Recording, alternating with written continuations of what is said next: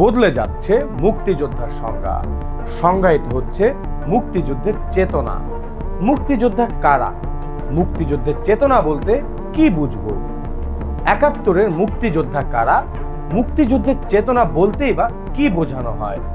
এ নিয়ে নতুন করে আলোচনা শুরু হয়েছে, বিশেষত ৫ আগস্ট পরবর্তী রাজনৈতিক পট পরিবর্তনের পর বিভিন্ন মহল থেকে জোরে সোরে বলা হচ্ছে যে বিগত সময়ে আওয়ামী লীগ নিজের মতো করে মুক্তিযুদ্ধের ন্যারেটিভ তৈরি করেছে, মুক্তিযুদ্ধের চেতনাকে পরিণত করেছে আওয়ামী লীগের দলীয় এজেন্ডা বাস্তবায়নের হাতিয়ারে। মুক্তিযোদ্ধার তালিকায় স্থান পেয়েছে দলীয় ও নিজেদের পছন্দের লোকদের নাম। তাই মুক্তিযুদ্ধের ৫৩ বছর পর সেই পুরনো অমীমাংসিত বিষয়গুলো আবারও প্রাসঙ্গিক হয়ে ফিরে এসেছে।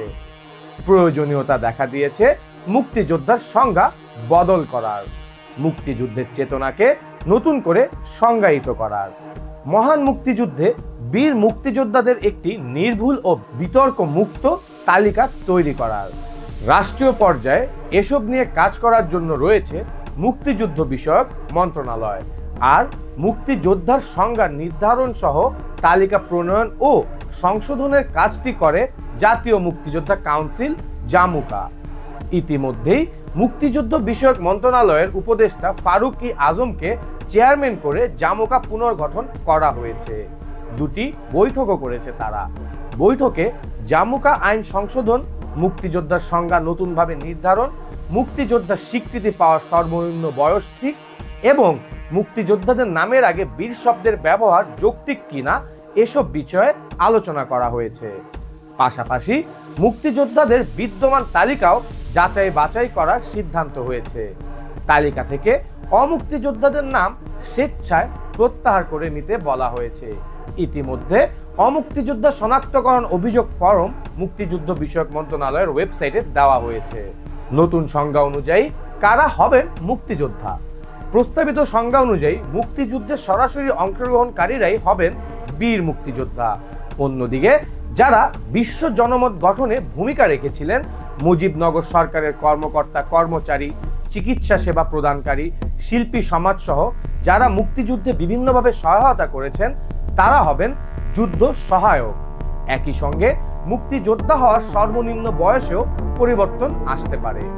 এবার দেখা যাক বিদ্যমান সংজ্ঞা অনুযায়ী মুক্তিযোদ্ধা কারা আর প্রস্তাবিত সংজ্ঞার সঙ্গে এর পার্থক্যটা কোথায়। স্বাধীনতার পর মুক্তিযোদ্ধার সংজ্ঞা ও মানদণ্ড এখন পর্যন্ত 11 বার বদলানো হয়েছে। অন্যদিকে মুক্তিযোদ্ধাদের তালিকায় সংযোজন বিয়োজন হয়েছে 7 বার। 1972 সালে প্রথম মুক্তিযোদ্ধার সংজ্ঞা নির্ধারণ করা হয়। সেই সংজ্ঞায় মুক্তিযুদ্ধে মুক্তি বাহিনীর সদস্য হিসেবে যারা দায়িত্ব পালন করেছেন তাদেরই মুক্তিযোদ্ধা বলা হয়েছে। 2016 সালে বিগত আওয়ামী লীগ সরকারের আমলে মুক্তিযোদ্ধার নতুন সংজ্ঞা নির্ধারণ করা হয়। সেই অনুযায়ী 2018 সালে মুক্তিযোদ্ধা কল্যাণ ট্রাস্ট আইন জাতীয় সংসদে পাশ করা হয়। 2022 সালে জাতীয় মুক্তিযুদ্ধ কাউন্সিল জামুকা আইনেও মুক্তিযোদ্ধার সংজ্ঞা যুক্ত করা হয়। সংজ্ঞায় বলা হয়, যারা জাতির পিতা বঙ্গবন্ধু শেখ মুজিবুর রহমান কর্তৃক স্বাধীনতার ঘোষণায় সাড়া দিয়ে দেশের অভ্যন্তরে গ্রামে গঞ্জে যুদ্ধের প্রস্তুতি ও অভ্যন্তরীণ প্রশিক্ষণ গ্রহণ করেছেন এবং 1971 সালের 26 মার্চ থেকে 16 ডিসেম্বর পর্যন্ত বাংলাদেশের মহান স্বাধীনতা অর্জনের লক্ষ্যে পাকিস্তানের বিরুদ্ধে যুদ্ধে লিপ্ত হয়ে দখলদার ও হানাদার পাকিস্তানি সেনাবাহিনী ও তাদের এদেশীয় দোসর বাহিনীর বিরুদ্ধে মুক্তিযুদ্ধে সক্রিয় অংশগ্রহণ করেছেন এবং যাদের বয়স সরকার নির্ধারিত বয়সসীমার মধ্যে, তারা বীর মুক্তিযোদ্ধা হিসেবে গণ্য হবেন। সংজ্ঞায় রণাঙ্গনের যোদ্ধাদের পাশাপাশি বিশ্ব জনমত গঠনে সক্রিয় ভূমিকা পালনকারী বাংলাদেশি নাগরিক, মুক্তিযুদ্ধকালীন গঠিত বাংলাদেশ সরকার তথা মুজিবনগর সরকারের অধীন কর্মকর্তা কর্মচারী, দূত, মুজিবনগর সরকারের সঙ্গে সম্পৃক্ত সব এমএনএ বা এমপিএ যারা পরে গণপরিষদ সংসদ হিসেবে গণ্য হয়েছেন, তারাও মুক্তিযোদ্ধা হিসেবে বিবেচিত হয়েছিলেন।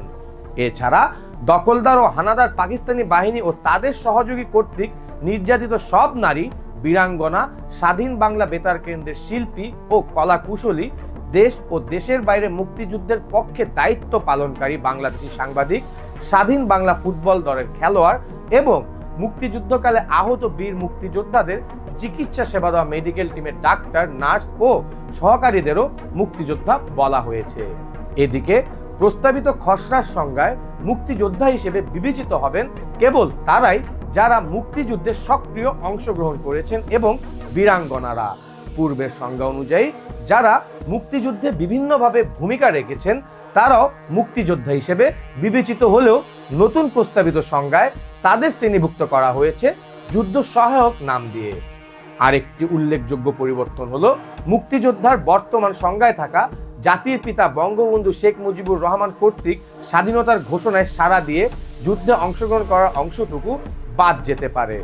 বয়সের ক্ষেত্রেও পরিবর্তন আসছে।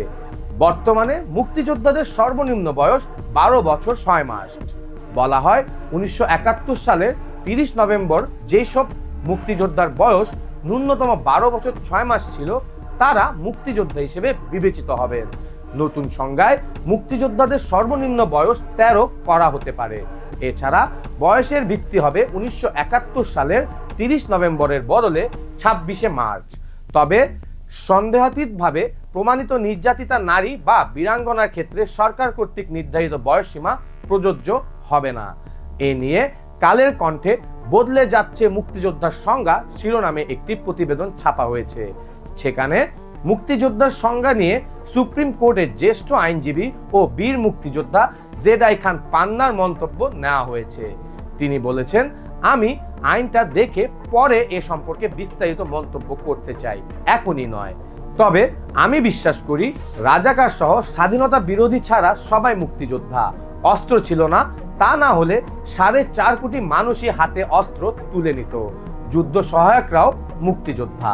মুক্তিযোদ্ধাদের তালিকা থেকে অমুক্তিযোদ্ধাদের বাদ দেওয়ার কাজও শুরু হয়েছে। মুক্তিযুদ্ধ বিষয়ক মন্ত্রণালয়ের ওয়েবসাইটে গত 17 নভেম্বর অমুক্তিযোদ্ধা শনাক্তকরণ অভিযোগ ফর্ম দেওয়া হয়েছে।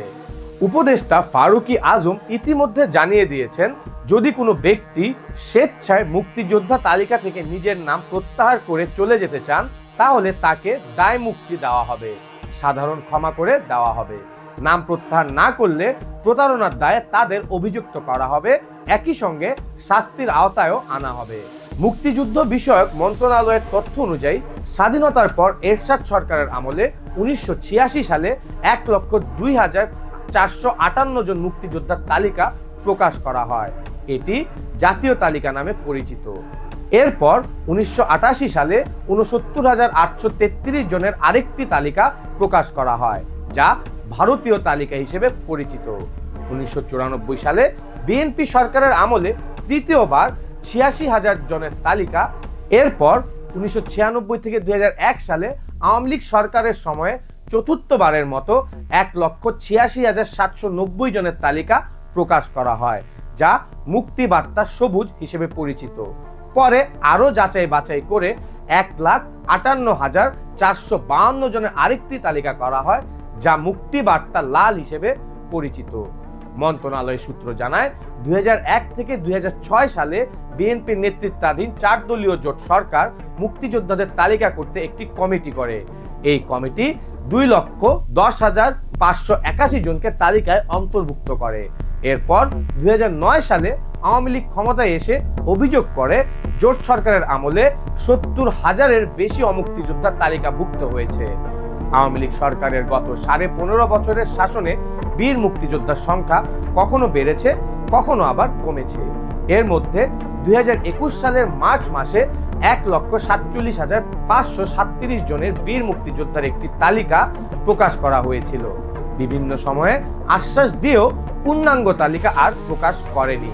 বিগত সরকারের মুক্তিযুদ্ধ বিষয়ক মন্ত্রী AKM মোজাম্মেল হক গত বছরের মার্চ মাসে প্রথম আলোকে বলেছিলেন, পূর্ণাঙ্গ তালিকায় সংখ্যাটি 1,90,000-এর বেশি হবে না। প্রথম আলোর এক প্রতিবেদনে মুক্তিযুদ্ধ বিষয়ক গবেষক আফসান চৌধুরী বলেন, মুক্তিযুদ্ধের তালিকা ও সংজ্ঞা বিভিন্ন সময় বিতর্কিত হয়েছে। তালিকা নিয়ে মানুষের মধ্যে অবিশ্বাসও আছে। মুক্তিযোদ্ধার তালিকা ও সংজ্ঞা পরিবর্তন রাজনীতি দেশে চলতে থাকবে। যখন যে সরকার ক্ষমতায় আসবে তারা এসব পরিবর্তন করবে। পরিবর্তনের এই প্রবাহ কোনো কালে শেষ হবে না। আফসান চৌধুরী বলেন, যে সরকারই আসুক তারা নতুন করে মুক্তিযুদ্ধের তালিকা করবে, কারণ তালিকায় নাম দেওয়া মানে হচ্ছে সুযোগ সুবিধা দেওয়া। মুক্তিযুদ্ধের দুটি পরিসর আছে, একটি রাষ্ট্রীয়, অন্যটি সামাজিক। রাষ্ট্র মুক্তিযুদ্ধ নিয়ে ঝগড়াঝাটি করে, সমাজে মুক্তিযুদ্ধের যে ইতিহাসের বয়ান রয়েছে সেটা পাল্টায়নি, সেটা জীবনের সঙ্গে সম্পৃক্ত, ক্ষমতার সঙ্গে নয়। তাহলে মুক্তিযুদ্ধের চেতনা বলতে কি বুঝবো আমরা? প্রস্তাবিত খসড়ায় মুক্তিযুদ্ধের চেতনাকেও সংজ্ঞায়িত করা হয়েছে। বলা হয়েছে 1971 সালের 10 এপ্রিল স্বাধীনতার ঘোষণাপত্রে উল্লিখিত বাংলাদেশের জনগণের সমতা, মানবিক মূল্যবোধ ও সামাজিক ন্যায় বিচার নিশ্চিতের যে চেতনা, তাই হবে মুক্তিযুদ্ধের চেতনা। মুক্তিযুদ্ধ বিষয়ক মন্ত্রণালয়ের তথ্য অনুযায়ী দেশে এখন বীর মুক্তিযোদ্ধার সংখ্যা 1,97,800। এর মধ্যে মাসিক ভাতা পান 1,96,454 জন।